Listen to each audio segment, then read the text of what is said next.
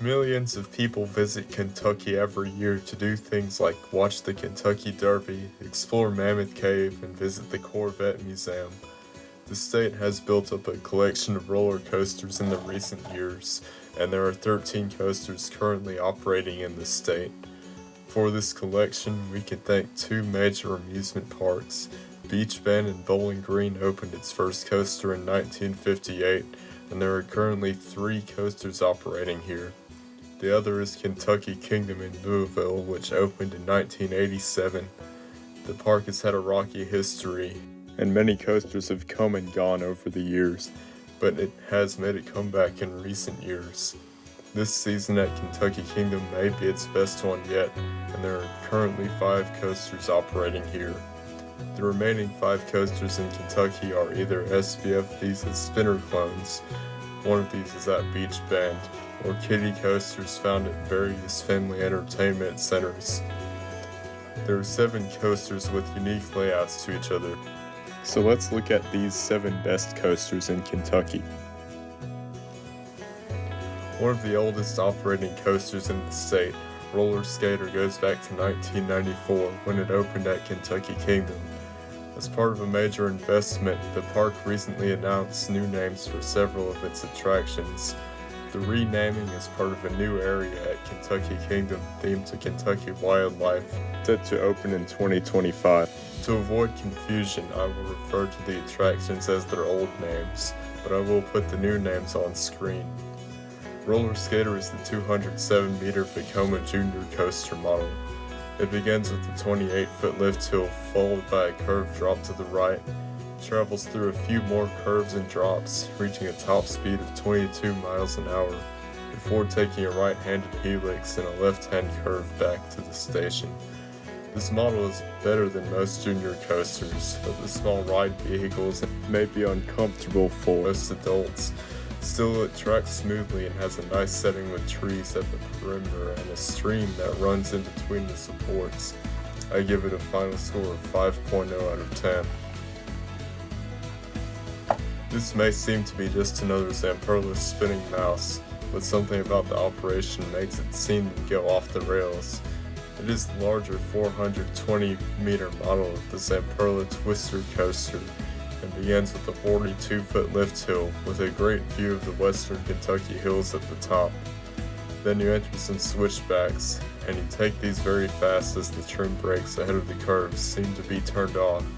You then enter the first drop and turn around, then you go into another drop with a double up before entering the spinning section. You haven't really slowed at all by this point, so with that momentum you get a lot of spinning through the following switchbacks. Then you get a drop down and get a bunny hill before a left-hand curve into the brake run.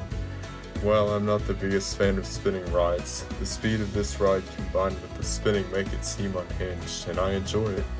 I give Wild Mouse a score of 6.2 out of 10.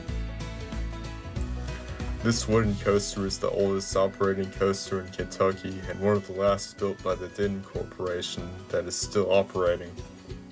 It goes back to 1990 when it opened at Kentucky Kingdom. It begins with the first of many left turns out of the station before heading into the lift hill. It takes another left-hand curve before hitting the 74-foot drop to reach a top speed of 53 miles an hour. You then take another left-hand turn before traversing 3 consecutive airtime hills, although you don't really feel a great deal of negative G's here. You then take another left-hand curve before taking a slight right into an airtime hill, then into another left-hand curve. To finish out the ride, you get, you guessed it, another left-hand curve before hitting the brake run. This ride's signature element is the left-hand curve. I count 6 of them in the layout, and I would almost think it was themed to NASCAR, but there are no stock cars, pit stops, or checkered flags anywhere along the ride. Overall, it is fairly smooth, which is probably helped by a recent retracking of the ride done by RMC in 2013, following Kentucky Kingdom's reopening. However, with the retracking, many of the hills seems to have been reprofiled to be shallower, which makes them pretty forceless. Overall, I give Thunder Run a score of 6.4 out of 10. This is the newer wooden coaster at Kentucky Kingdom, which opened in 2019. Although smaller than Thunder Run, it is a wilder ride with more surprises throughout. It has an out and back layout, which begins by going straight into the lift hill, then a 44-foot drop to reach a top speed of 35 miles an hour. Then you get a slight right curve into an airtime hill. You hit a double up before a turnaround, which curves up and to the left. On the way back to the station, you get an onslaught of airtime hills before hitting the brake run. Over the course of this layout, I count 10 airtime hills, and the airtime moments here are much stronger than those on Thunder Run. Since it was designed to be a family coaster, it is shorter in length and stature, but it still packs a punch.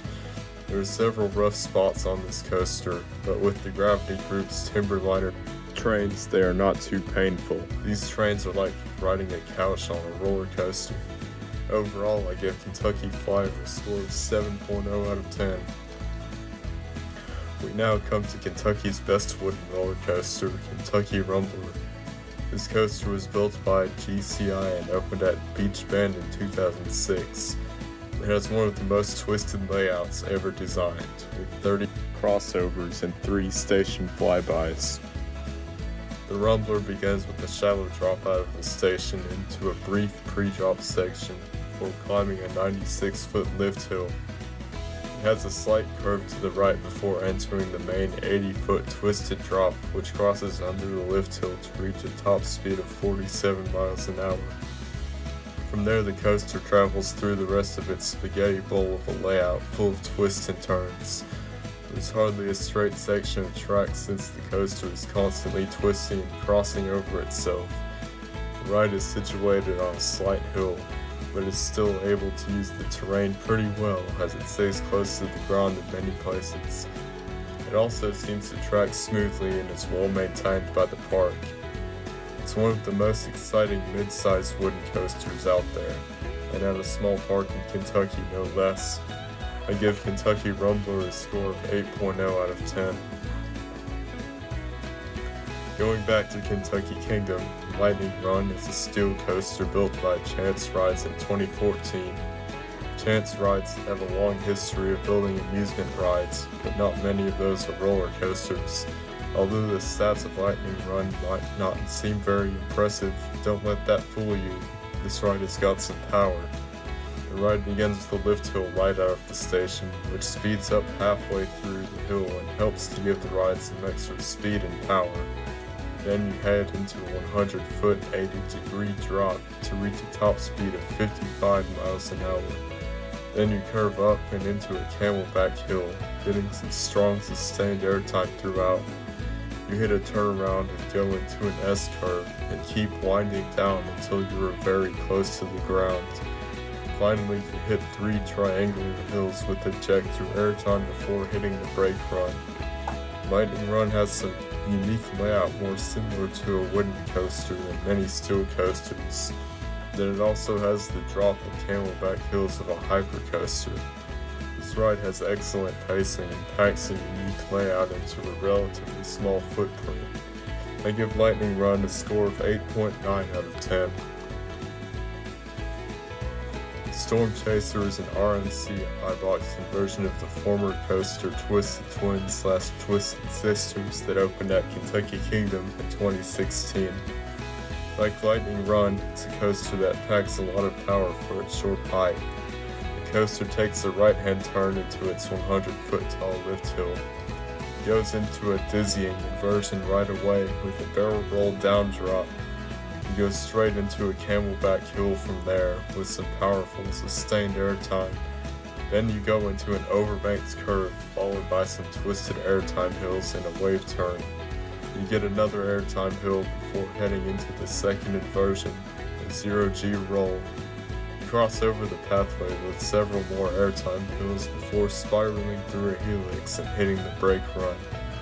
You reach a top speed of 52 miles an hour and maintain a good speed all the way through the layout. The downside of this is that some of the elements get a bit repetitive toward the end of the layout, but the first few stand out from the rest, making this the best coaster in Kentucky. I give Storm Chaser a score of 9.3 out of 10. Those have been my thoughts on the top 7 roller coasters in Kentucky. Between the 2 main parks here, there is a pretty solid collection. Let me know which of these is your favorite in the comments. Please like and subscribe to see more videos like this and help me beat the algorithm. Thanks for watching, and I hope to see you on my next voyage.